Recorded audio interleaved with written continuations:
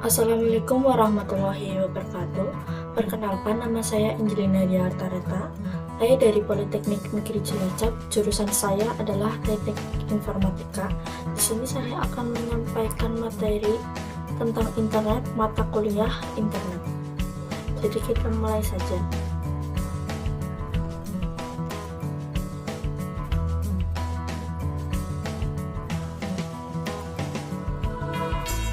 Jadi di sini saya akan menjelaskan tentang internet, mulai dari pengertian, lalu implementasi, dampak positif dan negatif, dan satu lagi adalah sejarah internet. Lalu yang pertama adalah pengertian internet. Secara umum, internet ialah sebuah jaringan komputer yang terhubung dan bekerja sebagai suatu sistem. Sedangkan internet secara khusus ialah suatu jaringan komputer yang terbesar di dunia. Kenapa terbesar? Karena dapat menghubungkan seluruh jaringan komputer yang ada di seluruh penjuru di dunia ini. Dan sedangkan untuk jaringan ialah cara untuk dapat menghubungkan beberapa komputer, sehingga setiap komputer yang ada di dalam saling berhubungan. Lalu ada pengertian internet menurut para ahli. Ada menurut Lani Siddhartha, Trujillo, dan masih banyak lainnya. Saya akan membacakan pengertian menurut Lani Siddhartha tahun 1996, yaitu walaupun secara fisik internet adalah interkoneksi antar jaringan komputer, namun secara umum internet harus dipandang sebagai sumber daya informasi. Lalu pengertian dari Strauss L. Atzari Frost, internet adalah seluruh jaringan yang saling terhubung satu sama lain. Jadi menurut Strauss L. Atzari Frost itu sebenarnya internet itu seluruh jaringan yang saling terhubung satu sama lain. Lalu kita akan menuju komponen penyusun internet, yaitu ada www, email, telnet, FTP, Asnet News, mailing list, teknologi transmisi. Jadi kita ada beberapa di sini, ada komponen penyusun internet. www salah satunya yaitu sistem server internet yang mendukung aplikasi hypertext untuk mengakses beberapa protokol internet antarmuka. Lalu ada email. Email atau surat elektronik merupakan layanan yang dapat memudahkan atau membantu pengiriman pesan atau berkas melalui email. Dan email dapat diterima dalam waktu hitungan detik saja. Lalu ada telnet. Telnet merupakan suatu program untuk login ke komputer lain, internet, sehingga bisa mengakses database online, seperti kata perpustakaan, layanan chatting, dan masih banyak lagi. Lalu ada FTP atau File Transfer Protocol. FTP merupakan metode yang dapat digunakan untuk mentransfer file dari komputer ke komputer yang lain di internet.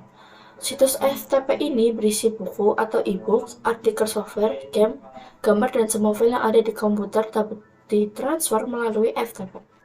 Lalu ada Asnet News, merupakan sistem diskusi yang dimana jutaan komputer saling bertukar informasi dalam banyak topik. Lalu ada mailing list. Salah satu keuntungan yang bisa diambil dari internet adalah kesempatan saling berkomunikasi satu sama lain dengan menggunakan email. Lalu ada teknologi transmisi. Di sini ada pengertian jaringan broadcast, memiliki saluran komunikasi tunggal yang dipakai bersama-sama oleh semua mesin yang ada pada jaringan. Lalu ada pengertian jaringan point-to-point, terdiri beberapa hubungan pasangan individu dari mesin-mesin. Lalu ada fungsi internet. Ada 6 fungsi internet di sini, yaitu komunikasi menjadi lebih mudah. Yang kedua, menambah wawasan dan pengetahuan. Yang ketiga, mudahnya berinteraksi. Yang keempat, untuk tempat hiburan. Yang kelima, ada memudahkan mencari lowongan pekerjaan di internet. Dan yang keenam, untuk media berbisnis di internet. Lalu kita akan masuk kepada sejarah internet. Pada tahun 1969, Departemen Pertahanan Amerika Serikat dalam proyek ARPANET atau Advanced Research Project Agency Network melakukan demonstrasi bagaimana bisa melakukan komunikasi tanpa batasan jarak atau jarak tak terhingga melalui saluran telepon menggunakan hardware dan software komputer berbasis sistem operasi Unix.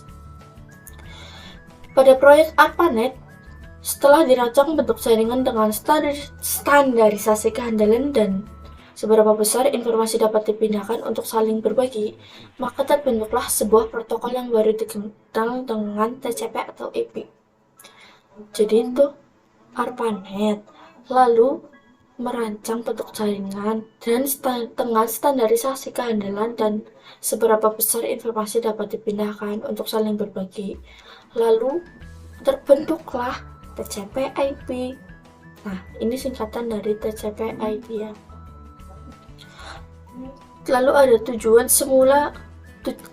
tujuan dari proyek ARPANET ini loh. Jadi mula-mula tuh ARPANET punya tujuan hanya sebatas keperluan militer saja. Namun seiring berjalannya waktu di tahun 1969 itu berkembang, yang tadinya hanya menghubungkan 4 situs saja, di antaranya yaitu Stanford Research Institute, University of California, Santa Barbara, dan University of Utah. Lalu pada bulan Oktober 1972, ARPANET diperkenalkan secara umum. Tak lama kemudian berkembang sangat pesat di seluruh dunia sampai ARPANET kesulitan dalam mengaturnya. Maka dari itu ARPANET dipecah menjadi 2 bagian, yaitu MILNET untuk keperluan militer dan ARPANET yang lebih kecil dalam keperluan yang non-militer. Seiring waktu, gabungan antara kedua jaringan tersebut dikenal masyarakat luas dengan nama DARPA Internet, dan kemudian disederhanakan lagi menjadi internet saja yang seperti sekarang kita kenal. Istilah internet pertama kali digunakan pada tahun 1982 dengan perkembangan nama server yang memungkinkan para pengguna dapat terhubung pada suatu host tertentu. Lalu yang ketiga ada dampak internet. Di sini dampak internet atau itu ada positif dan negatif. Yang positif bisa disebut keuntungan, dan negatif bisa disebut kerugian. Ini tipe ya guys, harus ke bawah ini, di bawah ini. Saya akan membacakan yaitu dampak positif internet. Internet memungkinkan pengguna di seluruh dunia bisa saling bertukar informasi. Jadi di seluruh dunia itu bisa menggunakan internet. Lalu yang kedua, internet aktif 24 jam, dapat diakses kapan saja, di mana saja, dan oleh siapa saja. Lalu yang ketiga, internet dapat digunakan oleh semua platform. Lalu yang keempat, memudahkan dalam transaksi e-commerce. E-commerce itu kayak Shopee, Tokped, Bukalapak, dan lain-lain. Lalu yang kelima, memudahkan dalam pekerjaan. Lalu yang keenam, kemudian penyimpanan berbasis aman. Lalu ada kerugian atau dampak negatif dari internet tersebut. Yang pertama, pencurian data atau informasi. Yang kedua, perusakan data atau informasi. Yang ketiga, pengetahuan yang ada di internet sering disalahgunakan oleh oknum tertentu. Lalu yang keempat, ada pornografi. Yang kelima, layanan yang ilegal di internet. Jadi itu tidak legal dan sebenarnya tidak boleh dilakukan. Lalu munculnya virus, malware, spam, dan sebagainya.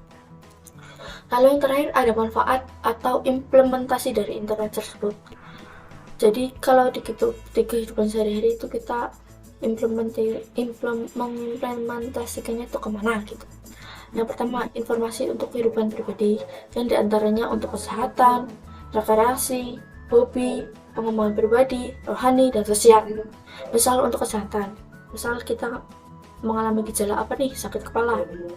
Lalu kita mencari internet dengan mengetikkan penyebab sakit kepala, cara mengobatinya bagaimana, obat apa yang bisa untuk sakit kepala, dan lain-lain. Lalu yang kedua adalah informasi untuk kehidupan profesional atau pekerja, yang diantaranya seperti sains, teknologi, perdagangan, saham, komoditas, berita bisnis, asosiasi profesi, asosiasi bisnis, dan berbagai forum komunikasi. Jadi itu saja yang dapat saya sampaikan untuk materi ini, kurang lebihnya mohon maaf. Wassalamualaikum warahmatullahi wabarakatuh.